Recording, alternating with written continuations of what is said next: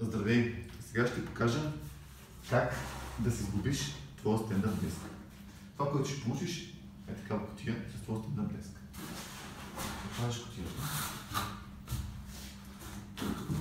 И в нея има всички части, които ти трябва. Вземаш двете страници. Първо, слагаш ги на земята.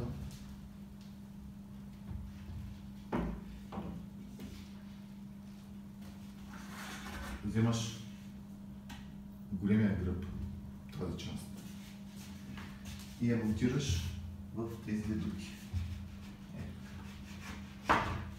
Виждаш как става и натискаш надолу, за да влезе. После вземаш малкия гръб и по същия начин, както казвам, и натискаш да влезе. После вземаш другата страница и вкарваш тези неща, гърбовете да влязат и да штракат така хубаво. По този начин имаш вече половината стендъп диск. Слагаш го на бюро или на маса, или на земята, обръщаш го така да легне. Отваряш плика. В него ще намериш корд. Тази корда я махаш и фиксото, като държи да се разплете. Така. Ето това. Ела да покажа къде слага кордата.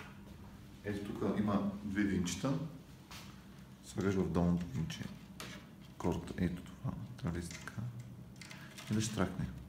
Оп. Ето. После правиш същото нещо от другата страна. Ето.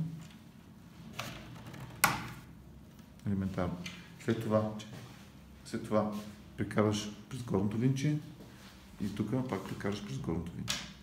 Ето така трябва да стане. След това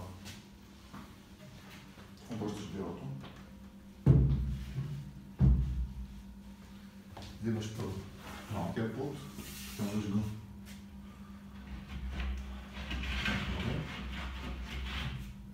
Вземаш големия плод.